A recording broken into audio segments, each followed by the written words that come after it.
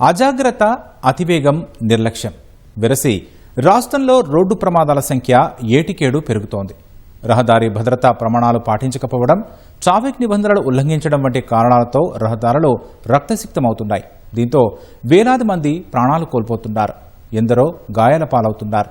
అంతేకాదు మరెందరో చేతులు, కాళ్లతో పాటు ఇతర అవయవాలు కోల్పోయి జీవితాంతం నరక యాతన అనుభవిస్తున్నారు. రాష్ట్రంలో గతేడాది జరిగిన రోడ్డు ప్రమాదాల సంఖ్యే ఇందుకు ఉదాహరణ. 2025లో జరిగిన రోడ్డు ప్రమాదాల్లో 7,000 మందికి పైగా మృతి చెందారు. మరో ఆందోళనకర విషయం ఏంటంటే మృతి చెందిన వారిలో సగానికి పైగా తప్పు చేయని పాదచారులు, ప్రయాణికులు ఉండటమే. అంటే పరిస్థితి తీవ్రత ఎంతగా ఉందో అర్థమవుతోంది. మరి రహదారి ప్రమాదాలకు అసలు కారణాలేంటి? వీటిని నియంత్రించడం ఎలా? ఇందుకోసం అధికారులు ఎలాంటి చర్యలు తీసుకుంటున్నారు?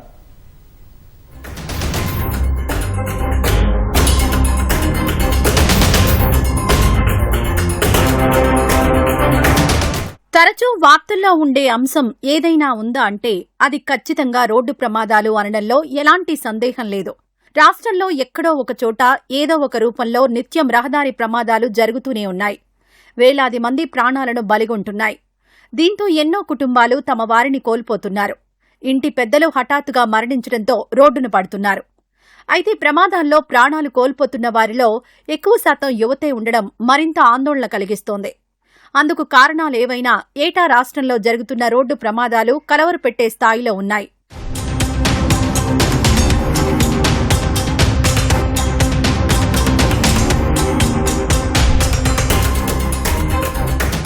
రాష్ట్రంలో జరుగుతున్న రోడ్డు ప్రమాదాలను చూస్తే సమస్య ఎంత తీవ్రంగా ఉందో అర్థం చేసుకోవచ్చు. అధికారిక లెక్కల ప్రకారం 2021లో రాష్ట్ర వ్యాప్తంగా 21,315 రోడ్డు ప్రమాదాలు జరిగాయి. 2022లో 21,619 రోడ్ యాక్సిడెంట్స్ సంభవించాయి. 2023లో 22,903 రహదారి ప్రమాదాలు జరిగాయి. 2024 విషయానికొస్తే రోడ్డు ప్రమాదాల సంఖ్య 25,986కు పెరిగింది. ఇక 2025లో 26,684 రోడ్డు ప్రమాదాలు సంభవించాయి. ఈ గణాంకాలను బట్టి చూస్తే ఏటా రోడ్డు ప్రమాదాల సంఖ్య క్రమంగా పెరుగుతుందనే విషయం సుస్పష్టం. అయితే రోడ్డు ప్రమాదాలు అధికంగా జాతీయ రహదారులపైనే జరుగుతున్నట్లు గణాంకాలు చెబుతున్నాయి. 2025లో రాష్ట్ర వ్యాప్తంగా జాతీయ రహదారులపై 8,842 ప్రమాదాలు జరిగాయి. అందులో 2,805 మంది మృత్యువాత పడ్డారు. 2026లో చూస్తే జూలై నాటికే రాష్ట్రంలోని జాతీయ రహదారులపై 4,522 యాక్సిడెంట్లు జరిగాయి. అందులో 1,559 మంది ప్రాణాలు కోల్పోయారు. 4,439 మంది గాయాల పాలయ్యారు. 2026 లెక్కల ప్రకారం ఇప్పటివరకు దేశంలో అత్యధిక రోడ్డు ప్రమాదాలు జరిగిన జాబితాలో తెలంగాణ 7వ స్థానంలో ఉండడం పరిస్థితి తీవ్రతకు అద్దం పడుతోంది.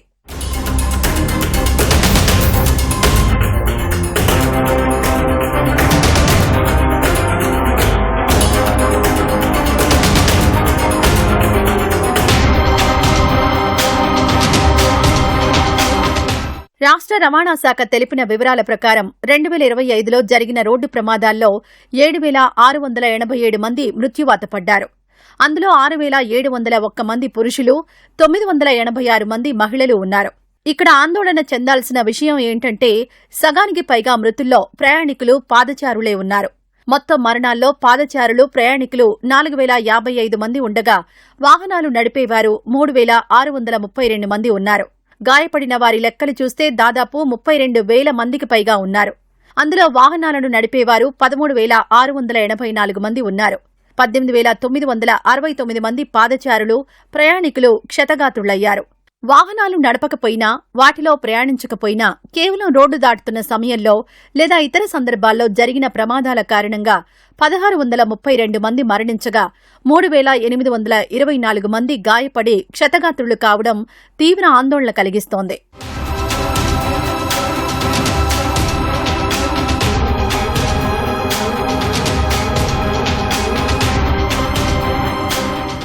రాష్ట్రంలో ఎక్కువగా ద్విచక్ర వాహనదారులే రోడ్డు ప్రమాదాలకు గురవుతున్నారు. రాష్ట్ర వ్యాప్తంగా గతేడాది ద్విచక్ర వాహన ప్రమాదాల్లో 3,878 మంది మృతి చెందినట్లు అధికారిక లెక్కలు చెబుతున్నాయి. కార్లు, టాక్సీలలో ప్రయాణించిన వారు 576 మంది చనిపోయారు. ట్రక్కుల్లో 338, ఆటోల్లో 300, బస్సుల్లో ప్రయాణించిన వారు 112 మంది మరణించారు. అలాగే పాదచారులు, ఇతరులు 2483 మంది వరకు చనిపోయినట్లు తెలుస్తోంది.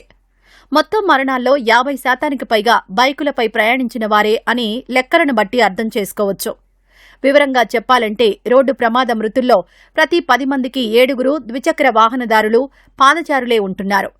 అంటే బైకులు నడిపేవారు ఎంత అప్రమత్తంగా ఉండాలనేది జరుగుతున్న పరిణామాలు కళ్లకు కట్టినట్లు చెబుతున్నాయి.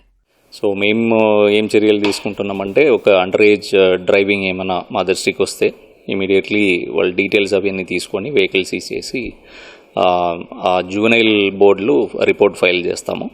అలాగే వాళ్ళ గార్డియన్ కానీ పేరెంట్స్ కానీ ఓనర్ ఆఫ్ ది వెహికల్ ఎవరైనా తెలుసుకొని వాళ్ళ మీద రెగ్యులర్ కోర్టులో ఛార్జ్షీట్ ఫైల్ చేస్తాం. ఫైల్ చేసిన తర్వాత మనకి చట్ట ప్రకారం అయితే గార్డియన్కి కానీ పేరెంట్స్కి కానీ వాళ్ళు వెహికల్ ఓనర్స్కి కానీ దాదాపు 3 years వరకు ఇంప్రిజన్మెంట్ జైలు శిక్ష పడే అవకాశం ఉంది. అలాగే 25,000 వరకు ఫైన్ ఉన్నాయి. సో అది రెగ్యులర్ కోర్టులో వాళ్ళు కండక్ట్ చేస్తారు ట్రయల్. ఈ జువెనైల్దేమో జువెనైల్ బోర్డులో జరుగుతుంది. ఈ 2 డిస్పోజ్ అయిన తర్వాత మేము ఆ డీటెయిల్స్ తీసుకొని ట్రాన్స్పోర్ట్ డిపార్ట్మెంట్ వాళ్ళకి రాస్తాము రిజిస్ట్రేషన్ క్యాన్సిలేషన్కి. అంటే మైనర్ ఒక వెహికల్ డ్రైవ్ చేస్తే 12 monthsకి ఆ రిజిస్ట్రేషన్ సస్పెండ్ అవుతుంది, ఆ వెహికల్ వాడరాదు. అలాగే ఒక ఫర్ ఎగ్జాంపుల్ 17 years ఓల్డ్లో ఆ అబ్బాయి డ్రైవింగ్ చేశాడంటే మామూలుగా 18 years తర్వాత లర్నర్స్ తీసుకొని ఆయన లైసెన్స్ తీసుకోవచ్చు. కానీ ఈ అండర్ ఏజ్ డ్రైవింగ్ చేస్తే మాత్రం 25 years వరకు లైసెన్స్ రాదు. మరి రోడ్డు ప్రమాదాలకు అసలు కారణాలేంటని చూస్తే అందులో చాలా వరకు మనందరికీ తెలిసినవే ఉన్నాయి. వాహనదారులు అప్రమత్తంగా లేకపోవడం, అజాగ్రత్తగా వ్యవహరించడం రోడ్డు ప్రమాదాలకు కారణమవుతున్నాయి. ముఖ్యంగా అతి వేగం కారణంగా చాలా వరకు ప్రమాదాలు జరుగుతున్నాయి. మొత్తం రోడ్డు ప్రమాదాల్లో 80 నుంచి 85% మితిమీరిన వేగమే ప్రధాన కారణమని క్షేత్రస్థాయి పరిస్థితులు చెబుతున్నాయి. వీటితో పాటు రాత్రి ప్రయాణాలు చేయడం, ప్రమాదకరంగా వాహనాలు నడపడంతో రోడ్డు ప్రమాదాలు సంభవిస్తున్నాయి. ముందుగా చెప్పుకున్నట్లు వాహనాలను నిర్లక్ష్యంగా నడుపుతూ ఉండడంతో ప్రయాణికులు, పాదచారులు ఎక్కువ మంది బలవుతున్నారు. వీటితో పాటు చాలా మందికి రహదారి భద్రతా ప్రమాణాలు తెలియకపోవడం, ట్రాఫిక్ నిబంధనలు ఉల్లంఘించడం ఎక్కువ ప్రమాదాలకు కారణమవుతోంది. ఇక చాలా మంది వాహనదారులు హెల్మెట్ ధరించడం లేదు, సీట్ బెల్ట్ పెట్టుకోవడం లేదు. దీంతో ప్రమాదం జరిగినప్పుడు చనిపోయే అవకాశాలు ఎక్కువగా ఉంటున్నాయి. కొంతమంది రాంగ్ సైడ్ ప్రయాణాలు చేస్తూ ప్రమాదాలకు కారణమవుతున్నారు. వీటితో పాటు మద్యం మత్తులో వాహనాలు నడపడం, సెల్ ఫోన్ డ్రైవింగ్, నిర్లక్ష్యంగా నడపడం వంటి అజాగ్రత్తలు ప్రజల ప్రాణాలను బలిగొంటున్నాయి. చాలా ప్రాంతాల్లో మనం వైలేషన్స్ ఎక్కువ ఉంటాయి, ట్రాఫిక్ వైలేషన్స్. దాంతో చాలామంది ప్రజలు ఇబ్బంది పడడం జరుగుతుంది. ఎవరైతే ట్రాఫిక్ ఏవైతే రెగ్యులేషన్ సంబంధించినటువంటి ట్రాఫిక్ నియమ నిబంధనలు చాలామంది పాటిస్తున్నారు ఇప్పుడు, ఒకప్పుడు కంటే కూడా చాలా మెరుగుపడింది. కానీ ఎవరైతే వైలేటర్స్ ఉంటారో వాళ్ళ వల్ల ప్రమాదాలు, ఈ యొక్క ట్రాఫిక్ స్లోగా మూవ్ కావడానికి వాళ్ళ ఒక రీజన్. ప్రధానంగా మీరు చూడండి, చాలామంది మనం చెప్పినా వినకుండా వాళ్ళు ఫోన్ మాట్లాడకుండా 2 వీలర్ నడుపుకుంటూ పోతున్నారు, 4 వీలర్ కూడా నడుపుకుంటూ పోతారు. దానివల్ల ప్రమాదాలు గురికావడం జరిగింది. మనం జూబ్లీ చెక్ పోస్ట్లో చాలా జరిగినట్ల ప్రమాదాలు, తీసపోయి డివైడర్ కొదుకోవడం, లేకపోతే వాళ్ళు ఎవరైతే సరైన మార్గంలో ప్రయాణం చేస్తారో వాళ్ళని మనం ఢీకొట్టడం జరిగి వాళ్ళు గాయపడడం జరిగింది, చనిపోవడం జరిగింది. అదేవిధంగా చాలామంది మనం చెప్తా ఉంటాం, ఫర్ ఎగ్జాంపుల్ ఆల్కజార్ బిల్డింగ్ అంటారు. సో మెనీ పీపుల్ మనం ఇప్పుడు ప్రధానంగా మనం కెమెరా పెట్టినప్పుడు, ఎందుకంటే మనం మనుషులు పెడితే దాంతో డిలే అవుతుందని చెప్పేసి చాలా ప్రాంతాల్లో స్మార్ట్ కెమెరాస్ పెట్టినాం. అక్కడ చాలామంది ఏం చేస్తారంటే మనం యూటర్న్ నుంచి దూరం ఎందుకు తిరిగి రావాలని రాంగ్ సైడ్ వచ్చేస్తారు. వచ్చినప్పుడు ఇది ఆల్కజార్ బిల్డింగ్ దగ్గర ఆటోమేటిక్గా ఎవరైతే స్ట్రైట్గా వాళ్ళ మార్గంలో వాళ్ళు ప్రయాణిస్తున్నారో వాళ్ళ ప్రమాదానికి గురికావడం జరుగుతుంది. ఇతనికి ప్రమాదం జరుగుతుంది, వాళ్ళకి ప్రమాదం జరుగుతుంది. ఇతను ఇంజూర్ అవుతాడు, వాళ్ళు ఇంజూర్ అవుతారు. అది జరిగినాయి, రియల్గా జరిగినాయి. రోడ్డు ప్రమాదాలకు వాహనదారుల అజాగ్రత్తతో పాటు వ్యవస్థాపరమైన లోపాలు కూడా ఉన్నాయనేది వాస్తవ పరిస్థితులను బట్టి అర్థం చేసుకోవచ్చు. రోడ్డు నిర్మాణాల్లో సరైన ప్రమాణాలు పాటించకపోవడం, గుంతలు, ప్రమాదకరమైన మలుపులతో తరచూ రోడ్డు ప్రమాదాలు జరుగుతున్నాయి. ట్రాఫిక్ నియమాల అమలులో లోపాలు ఉండడమూ మరో కారణం. అంటే రోడ్డు దాటే లేదా రోడ్లపై నడిచే పాదచారుల కోసం మౌలిక సదుపాయాల ఏర్పాటు సరిగ్గా లేదు. వాటిని ఏర్పాటు చేయాలని న్యాయస్థానాలు పదే పదే చెబుతున్నా అధికారులు ఏమాత్రం పట్టనట్లు వ్యవహరిస్తున్నారు. అలాగే ట్రాఫిక్ నియమాల అమలులో లోపాలు ఉన్నాయి. నగరాలు, పట్టణాలతో పాటు గ్రామీణ రహదారులపై భద్రతా చర్యలు అంత కట్టుదిట్టంగా లేవు. వీటిపై ప్రభుత్వాలు ప్రత్యేక దృష్టి సారించాల్సిన అవసరం ఉందని రవాణా రంగ నిపుణులు సూచిస్తున్నారు.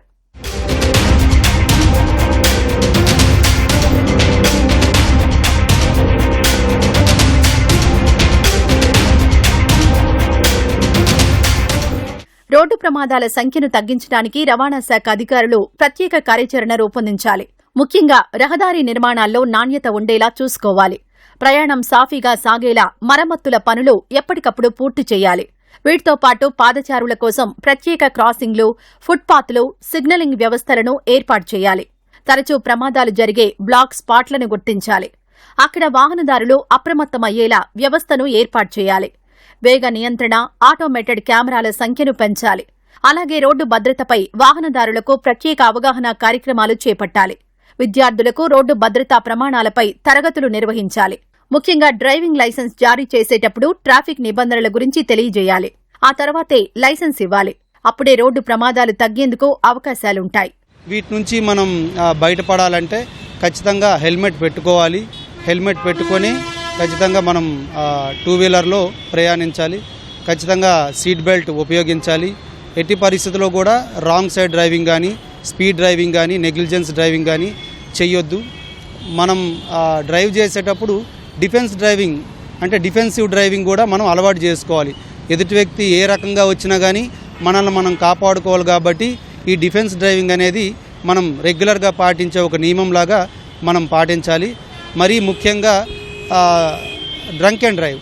ఈ డ్రంక్ అండ్ డ్రైవ్ చేసేటప్పుడు కూడా తీవ్ర ప్రమాదాలు జరుగుతున్నాయి. దానివల్ల అతను ఎవరైతే బండి నడుపుతారో అతను చనిపోయే ప్రమాదం ఉంది. ఆపోజిట్ పర్సన్ కూడా తీవ్ర గాయాలై చనిపోయే అవకాశాలు మనం చూస్తున్నాం. కాబట్టి ఎట్టి పరిస్థితుల్లో కూడా డ్రంక్ అండ్ డ్రైవ్ చేయొద్దని చెప్పేసి మేము ఈ సందర్భంగా అపీల్ చేయడం జరుగుతుంది. రాష్ట్ర వ్యాప్తంగా 2026 జనవరి నుంచి జూలై మధ్యలో 16,000కు పైగా రోడ్డు ప్రమాదాలు జరగ్గా 4,000కు పైగా మరణాలు సంభవించాయి.